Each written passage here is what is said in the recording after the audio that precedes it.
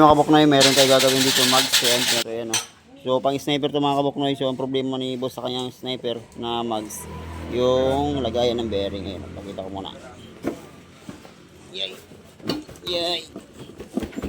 So ito yung problema kay di makabit ni boss kasi nga nabili lang din itong mags na to. Ang problema lang, di niya alam ni boss na may problema pala itong ano, mags niya. So ayan, oh. So ito na yung ano, problema ni boss sa kanyang nabili na mags, yung maluwag yung lagayan. So ang gawin natin, kuha tayo ng bearing na 6202. So try natin. So yan guys, ito na. Ito yung bearing natin na 6202. Ayan o. Ayan, so yung kabila masyadong sobrang luwag talaga. Ayan o. So ito yung problema na nabili ni boss sa kanya mags. So ang gawin natin yan, ibalik standard natin. So yan guys, ang gusto ng may-ari di masusunog yung pintura daw. So ang gagawin natin dito, mag-i-sleeve na lang tayo mga kabuknoy. Ayan o. So ang gusto ng may-ari yung pintura hindi mabago daw. Kasi yun nga, pag once na in-sleeve, hininangan lang natin na susunog talaga yung pintura na kasi ito yan ang gamit natin. So ang gagawin natin, i-sleeve natin, gawin natin bakal. Ayan o. Yan, gawin natin bakal yung mga kabuknoy. So ito, nagsalang na ako ng bakal. Ito yung gagawin natin pang sleeve sa kanyang bearing. So yan guys, ito na yung gagawin natin dun sa ating ano, pang sleeve. Yan, so turnuhan ko muna to.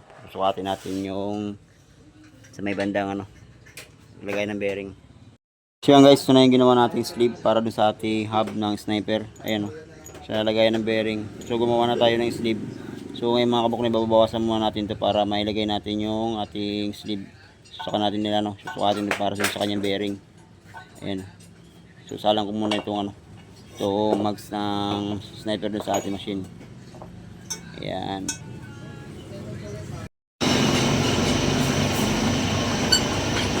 Ayan guys, bali binabawasan na natin yung ano, yung lagayan ng bearing. So para may kabit natin yung ating sleeve. Ayan o, pinabawasan ko na yan o. Yun. Para makabitan natin ng sleeve.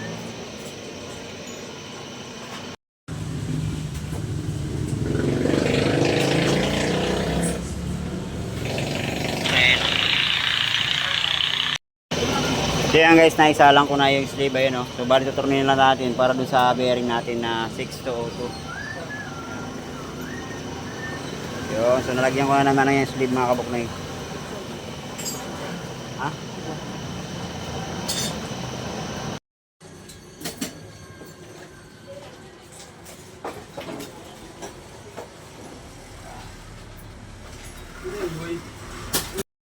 So yan guys, so na yung pangalawang ano, sleeve natin na yun.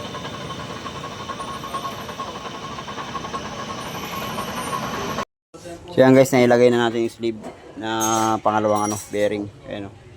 So naisalpak ko na rin. So turunin na natin para kasi natin bearings din sa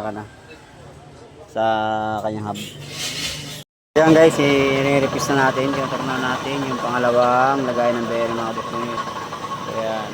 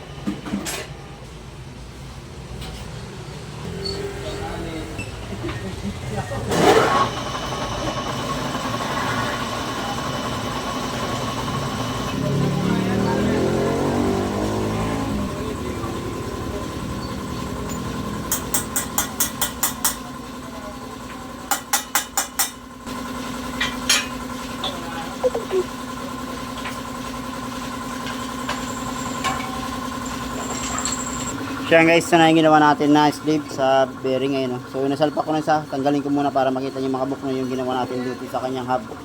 Ayun, ito yung pangalawa. So tanggalin ko muna yung mga bearing para at least makita natin kung paano ko ginawa yung sleeve na kasi dapat hinahan ko lang dapat to. So ayaw na may-ari na masunog yung pintura, so ginawa ko yung sleeve ko na lang. So tanggalin ko muna. So yan guys, tanggalin ko muna yung ano, yung sleeve natin sa kabila kasi pinasok ko na yung mga bearing. Yung swabe-swabe lang yung ginawa ko na ano. Sakto lang. Yun.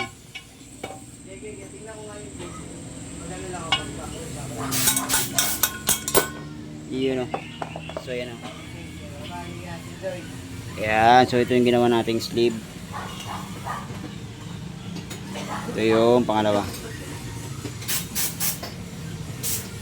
So yan o.